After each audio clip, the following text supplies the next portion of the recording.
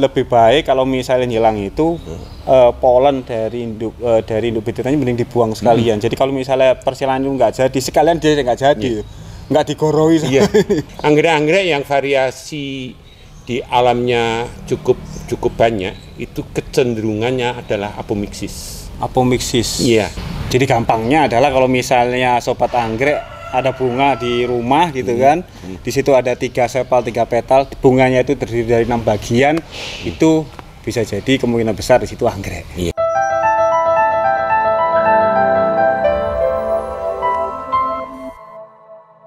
Assalamualaikum warahmatullahi wabarakatuh. Salam sejahtera bagi kita semua. Salam anggrekers. Alhamdulillah, sobat anggrek, kita bertemu lagi di podcast Bias Bincang Anggrek Nusantara. Masih bersama saya Asari, dan di sisi kiri saya ada Mbah Wahyu Adi Mintarto. Selamat pagi Mbah Wi. Selamat pagi. Selamat pagi. Sehat Mbah? Harus sehat. Mbah Wi ini profil yang sangat bersemangat ini. Luar biasa. Ya Mbah Wi, kemarin kita sudah bahas tentang anggrek ya, meskipun masih banyak hal yang perlu didalami, cuma secara umum kemarin kita sudah membahas mulai dari sejarah, kemudian ciri-ciri dari bunganya, kemudian klasifikasi, sekilas tentang klasifikasi dan sebagainya. Nah, sekarang kita coba akan sedikit lebih mengulas tentang beberapa hal yang sudah kita ulas sebelumnya, Mbak. Ya. Nah, kemarin itu sobat anggrek kita sempat membahas masalah bunga anggrek sebagai salah satu ciri utama dari tumbuhan anggrek tersebut. Jadi bunga anggrek ini adalah ciri utama yang membedakan bunga anggrek dengan tanaman lainnya.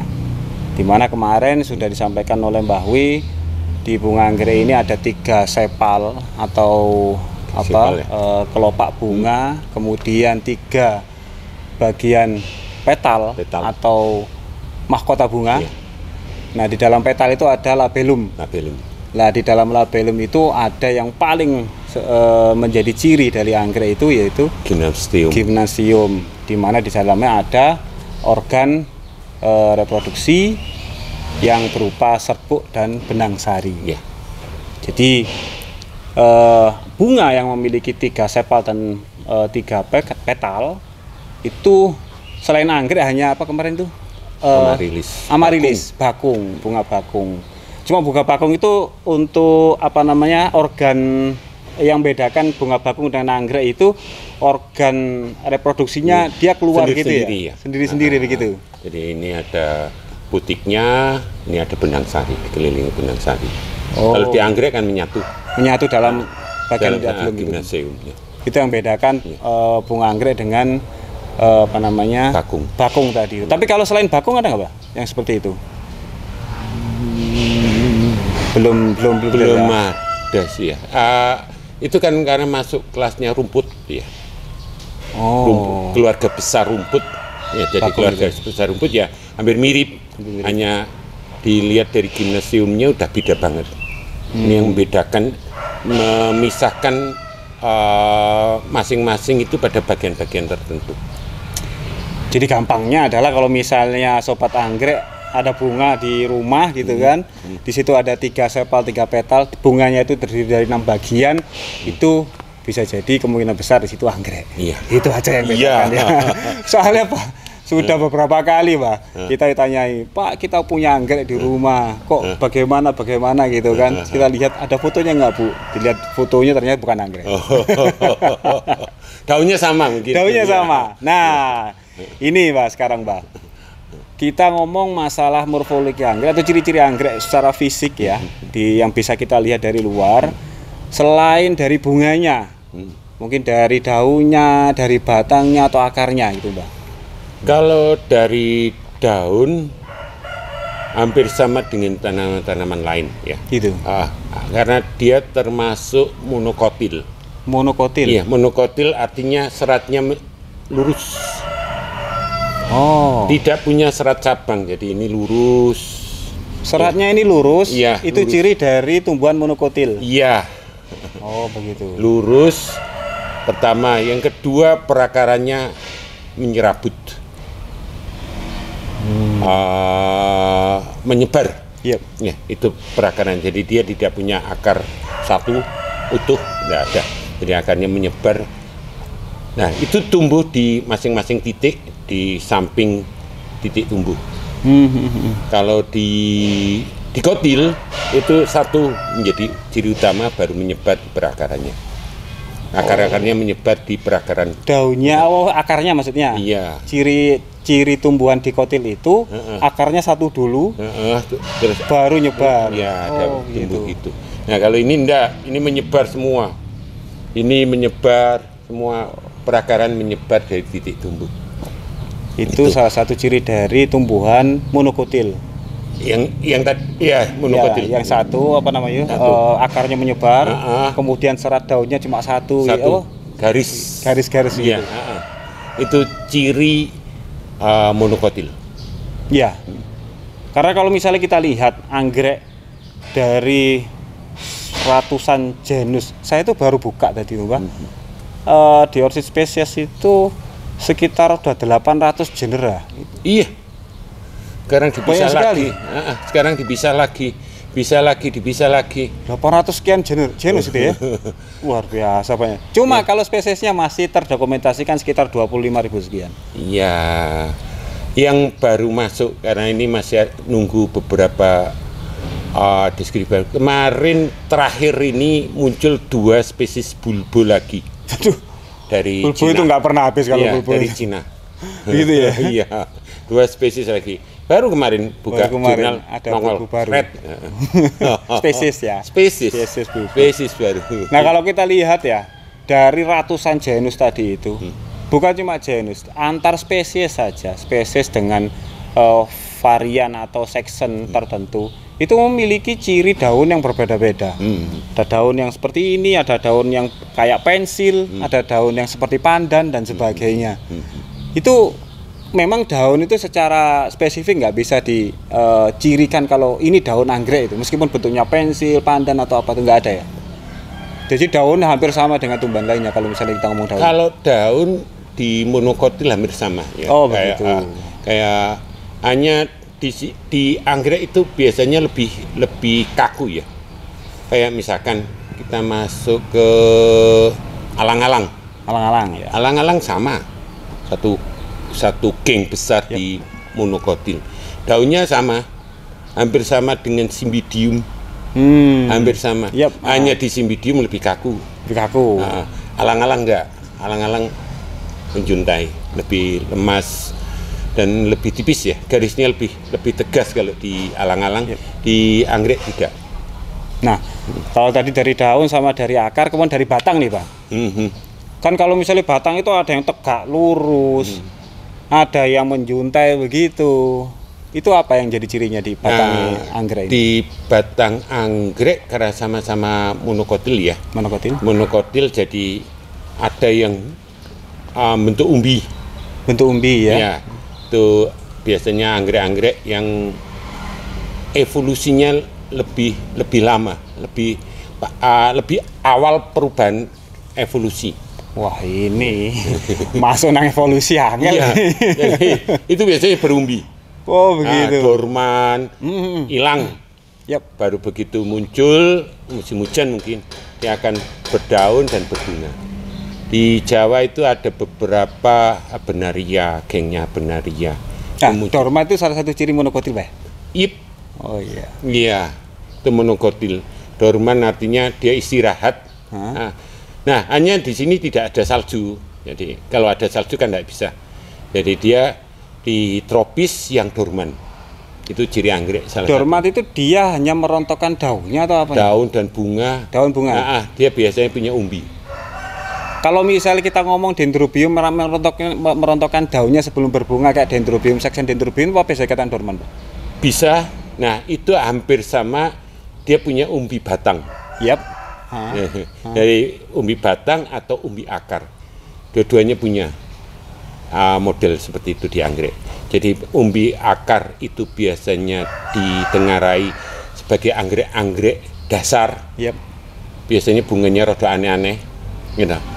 Nah, kalau berikutnya di umbi batang. Di umbi batang sering banget, terutama yang simpopodial. Simpopodial artinya tumbuh menyamping. Ya kayak ini tumbuh menyamping, tidak naik terus. Yep. Gitu. Kalau pada yang simpodial, enggak. Podial akan rontok, dia akan tumbuh terus ke atas. Monopodial. Monopodial terus akan tumbuh terus ke atas. Jadi hanya rontok pada daun-daun bawah kok. Dia tidak punya sistem dorman yang lebih efektif ya. Dia ketika dorman dia berhenti untuk tumbuh. Oh, artinya dorman itu juga bisa dijadikan dorman dengan cara untuk berhenti tumbuh saja. Iya, itu dorman. Iya. Itu untuk anggrek-anggrek yang monopodial. Monopodial biasanya. Oh, dorman juga. Iya. Itu kenapa sih sebenarnya dorman itu, Mbah? Dorman. Itu karena faktor cuaca atau faktor kebutuhan tumbuhan itu sendiri atau bagaimana? Ekstern atau intern dari tumbuhan itu? Lebih ke ekstern kali ya? Bisa dipengaruhi ekstern, gitu, untuk memicu pertumbuhan baru di intern. Jadi apa ya, butuh rehat ya, butuh refreshing ya. Iya. Mungkin anggreknya butuh healing kali. Iya. Karena di situ kan makanan hormonal lagi terproses keseluruhan ya. Ya. Jadi apa ya, menata kembali apa yang harusnya akan terjadi berikutnya. Iya. Ya emang kita harus sadari anggrek itu jenisnya banyak, keluarganya itu anggotanya banyak dan sebagainya, sehingga kalau kita ngomong satu persatu nggak ada habisnya. Nggak ada. Nggak ada. Coba kulas dikit demi sedikit aja. Iya. Gitu kan. Apalagi kalau misalnya kita lihat beberapa anggrek yang bentuknya aneh-aneh, seperti, nah di sini ada nih Mbah. Sobat anggrek, ada anggrek yang, nah ini nggak tahu ini dorman atau gimana ini. Cicolista javanica. Ini anggrek yang nggak pernah punya daun. Benar ada ya? Punya daun. Punya pernah daun kecil, ya? Kecil. Daunnya kecil. Dan ya kelihatan cuma akar sama tangkai dan bunganya gimana tiba? Nah ini tipe monopodial. Oh, monopodial. Ya? Dia hanya daunnya kecil. Nah, biasanya ada beberapa bagian akar yang berfotosintesis. Ada zat hijau daun di beberapa akar. Ini yang enggak lazim ya, di Xylosista dan Tainopilum. Anggrek akar. Ini anggrek hantu Jawa. Nah, di bunga kadang muncul zat hijau daun di tangkai bunga, kadang. Gitu. Artinya dia fotosintesis daun yang dulu pernah tumbuh, itu bukan fungsi fotosintesis. Fotosintesis juga. Tapi dia karena dia rontok, maka tumbuhan ini fotosintesis lewat akarnya. Iya. Dan lewat tangkai bunganya begitu. Iya. Dan ini batang tanaman itu pendek banget. Sebenarnya ada batangnya. Ada. Sebenarnya ada batangnya. Ya. Cuma karena akarnya terlebih besar. Tapi ini tetap akar ini, Mbah, namanya. Iya, akar. Tetap. Oh, akar. begitu. Ada daun kadang-kadang muncul kecil hanya sebentar, hilang terus bunga lagi. Ini yang kemudian disebut anggrek hantu Asia, Xylosista. Ya, ini salah satu anggrek yang cukup unik ya. Karena kalau misalnya secara kasat mata yang kelihatan cuma akar sama tangkai dan bunganya saja, tapi sebenarnya dia punya daun. Memang daunnya itu sempat tumbuh tapi dia rontok. Kemudian juga dia ada batangnya ternyata. Cuma karena akarnya lebih besar dari batangnya, sehingga akarnya itu nggak kelihatan, seakan-akan ya cuma didominasi akar. Dan biasa kita sebut sebagai anggrek hantu. Anggrek hantu Jawa. Ini penyebarannya di mana jadi, Pak? Kalau Xylosista itu ada di cenderung Asia. Di Asia ya? Iya, Asia itu dari Jawa, Indonesia hanya satu, Xylosista javanica. Ada yang hampir mirip Pteroceras javanica, hanya sekarang sekian mungkin 1 abad belum pernah ketemu. Hanya kemarin ketemu lagi di Jepara. Pteroseras. Pteroseras javanica itu juga tidak punya daun. Hampir tidak dijumpai daunnya. Wah, ini saya baru tahu nih. Ada Pteroseras yang bentuknya seperti Silogista. Iya, Silogista. Beberapa teman pernah upload, gitu. Dan di sana ada bunganya putih. Oh. Bibirnya beda banget, ya. Ada tonjolan karena akarnya juga banyak kayak Silogista gitu. Iya. Oh. Persis. Hanya di bibirnya itu ada tonjolan. Maksudnya di bunganya? Iya, di bunganya ada tonjolan. Seros itu tanduk.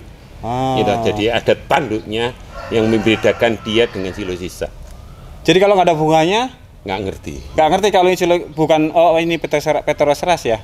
Taunya ini Silogista mungkin gitu? Iya, gengnya Silogista. Pernah teman-teman mengatakan, ini Silogista. Tapi bunga, ketika dari berbunga, tangkai bunganya, bukan. Tangkai bunganya siksak. Oh iya, kalau di ini kan lurus. Iya, betul. Gitu. Itu siksak.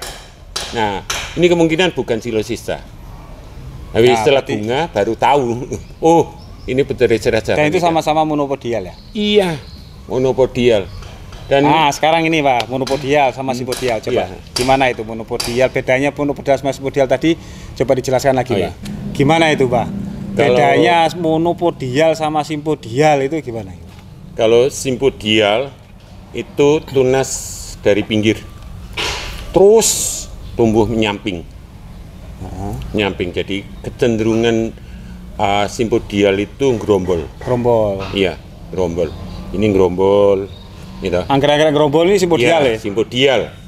Kalau monopodial, ini jarang sekali gerombol. Kalau jarang artinya bisa? Bisa. Ini ada yang gerombol. Karena titik tumbuhnya banyak. Dari samping, dia naik terus samping. Baru ketika dia udah tua, baru tumbuh lagi. Itu simpodial. Jadi monopodial. Simpodial itu gerombol. Hampir seluruhnya ini simpodial. Hampir semuanya. Kalau papio? Papio simpodial. Karena pinggir. Dan titik bunga ada di ujung batang biasanya. Biasanya titik bunga ada di ujung batang. Kalau di pinggir batang biasanya monopodial. Monopodial. Iya. Panda itu monopodial. Panda. Nah, itu di belakang itu. Ya. Panda ini monopodial. Monopodial karena dia tumbuh dari bunganya dari samping dan terus naik.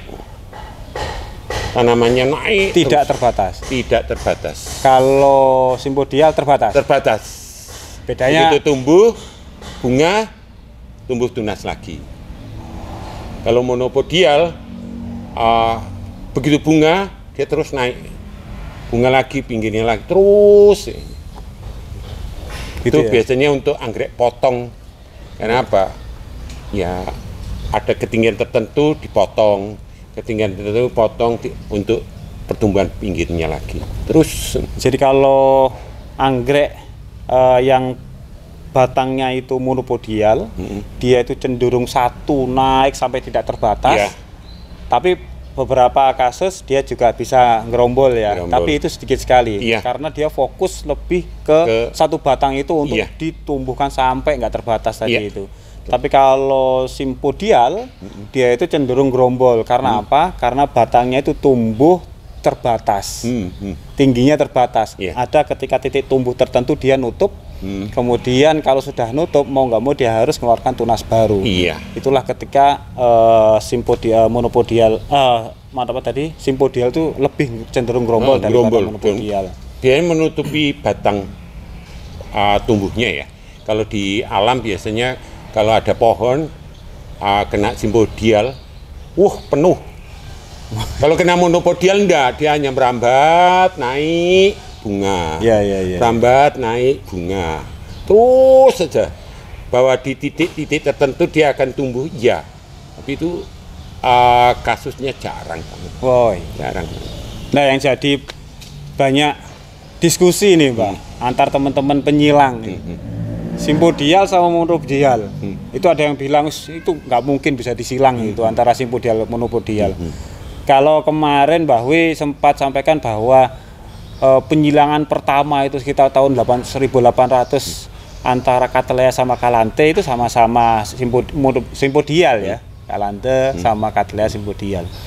Kalau dari dulu sampai sekarang itu apa yang belum ada itu simpo sama monopodial itu di silang? Saya pernah nyilang Phalaenopsis sama Bilis, saya crosskan dengan Dendrobium capra. Nah, jadi ya. Jadi. Ya, jadi buah. Jadi buah ketika saya semai jadinya hampir mirip kayak Phalaenopsis karena induk betinanya di Phalaenopsis, jadi kayak Amabilis. Begitu saya keluarkan, saya picu untuk 1 tahun berbunga. Dalam 1 tahun berbunga semua Amabilis. Ya. Terus semua Amabilis. Semua Amabilis. Iya. Kemudian saya coba silang Cymbidium bicolor, saya crosskan dengan Arachnis mcui. Cymbidium bicolor itu simpodial. Disilang sama Arachnis mcui monopodial. Jadi saya semai lagi karena penasaran, mosok nggak iso sih. Terus jadi ada 3 botol. Dari 3 botol itu saya semai lagi, saya perbesar, saya picu untuk pembungaan. Semua bicolor. Nah, induk betinanya. Ya. Saya iseng-iseng tanya almarhum Pak Muso. Oh, Profesor Muso. Ya. Prof, kenapa bisa kayak gini? Iya, karena sampai saat ini masih tanda tanya sebetulnya. Ada shading, ada penutup yang sampai saat ini belum ketemu. Apa itu? Antara monopodial dan simpodial. Pertama, itu kalau menurut keterangannya Pak Muso, itu sudah dicoba untuk silangan cara sel ya, digabungkan. Ya. Begitu sel gabung, itu nggak bisa nutup. Sampai saat ini belum bisa ketemu penutupnya apa. Jadi selnya nggak bisa berkembang. Ya berkembang tapi nggak ada penutupnya, telanjang. Oh, maksudnya disilang di selnya ya? Iya. Bukan disilang di organ reproduksinya? Iya. Oh iya. Itu namanya gagal. Terus iseng-iseng saya ketemu almarhum Pak Ayub. Oh iya. Pak Ayub, kenapa kok bisa seperti ini? Iya, saya sampai bingung. Dia pernah nyilang Dendrobium verticillium. Lineale. Ya. Dulu kan verticillium. Ya. Dicrosskan dengan Phalaenopsis sama Bilis. Nah. Wah, dia seneng kan. Begitu di semai dan ketika berbunga semua verticillium. Nah, ini sebenarnya tanya ada apa dengan ini? Sampai almarhum Pak Musa bilang, kalau kamu berhasil, kamu dapat hadiah dari RHS katanya, Royal Horticultural Society. Yeah. Dan itu bukan sesuatu yang sedikit, itu hadiah yang sangat gede katanya. Saya sendiri belum ngecek.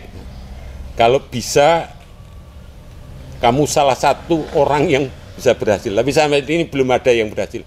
Almarhum Pak Ayub itu sudah banyak, ada 5 atau 6 silangan antara monopodial dan simpodial. Semua ternyata hasilnya di induk betinanya. Ini sampai saat ini, ya. Iya. Pak Ayub artinya juga, kalau misalnya sampai RHS itu mengeluarkan dalam tanda kelompok sayembara, artinya itu mereka masih menganggap bahwa ini bukan hal yang mustahil ya? Mestinya gitu. Harusnya nggak mustahil. Harusnya nggak mustahil ya. Tapi kenapa kok sampai sekarang belum ada yang berhasil ya? Saya itu pernah ada cerita dulu sekitar tahun lupa lah saya itu. Jadi ada yang nyilang Dendrobium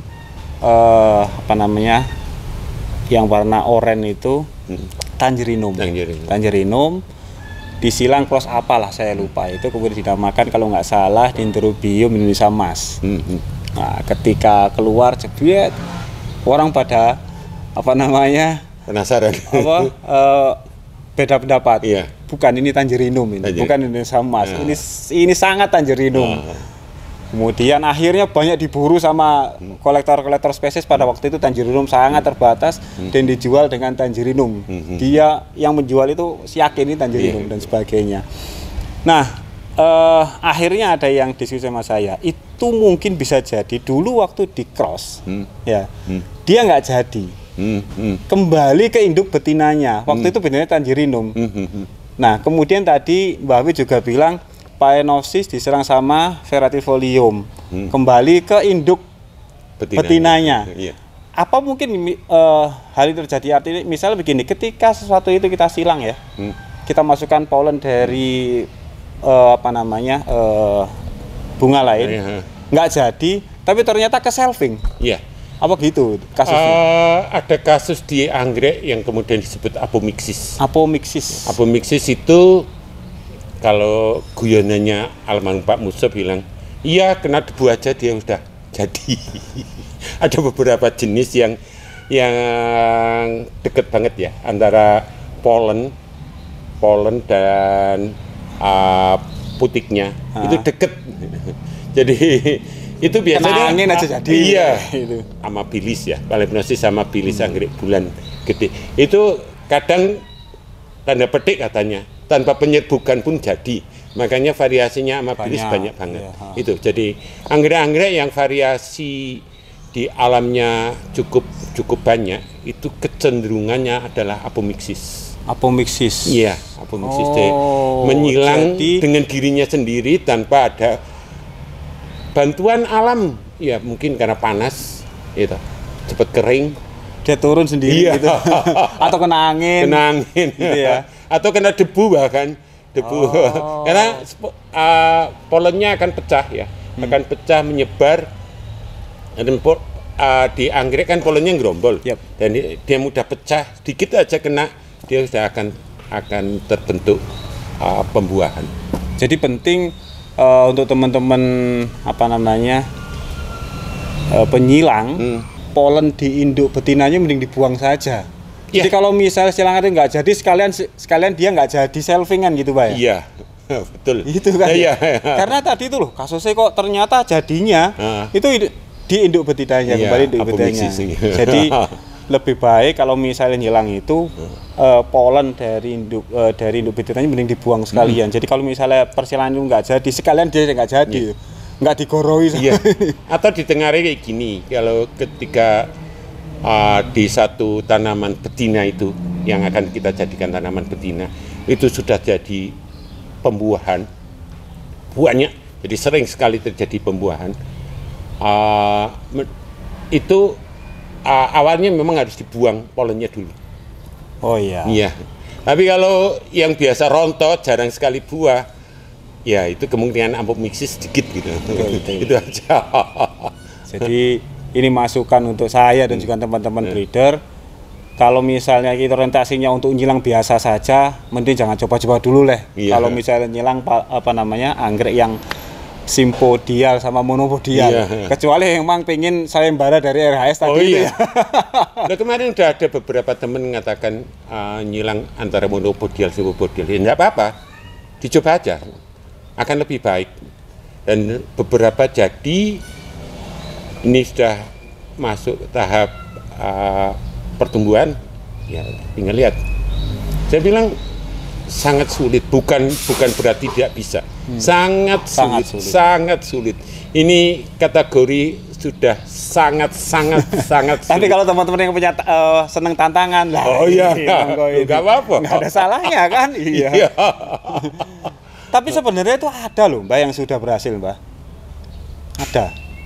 Nah itu kayak Phalaenopsis, Bulbophyllum Phalaenopsis, Dendrobium Phalaenopsis, itu bukan? Oh, itu nama lain. Bukan. Itu nama spesies. Ada namanya Bulbophyllum Phalaenopsis. Iya. Bukan berarti dia silangan Bulbophyllum sama Phalaenopsis. Karena memang namanya Bulbophyllum Phalaenopsis. Dendrobium Phalaenopsis bukan artinya silangan Dendrobium dan Phalaenopsis kan. Iya. Karena itu pernah juga itu sampai mencuat. Ada dan sebagainya. Oh, iya. Ya, seperti itulah. Oke. Itu joke yang menarik loh. Tapi intinya ini bukan satu yang mustahil. Siapa tahu nanti satu saat entah siapa itu kan nemukan keluarga yang lebih dekat dengan genus apa itu bisa disilangkan. Ya semoga saja. Ini lagi diuji coba terus dengan silangan somatik ya, silangan sel. Ya. Ya, silangan somatik Yang dari tadi dua-duanya. yang tadi dilakukan sama Prof Musa itu. Iya. Katanya juga ada ini. Ini lagi dicoba untuk digabung lagi. Karena dunia penasaran, peneliti ini penasaran apa yang membuat itu nggak bisa gabung, nutup ya. Gabung bisa. Gabung sudah dalam bentuk sel gabungan bisa. Hanya belum bisa penutup selnya ini belum bisa.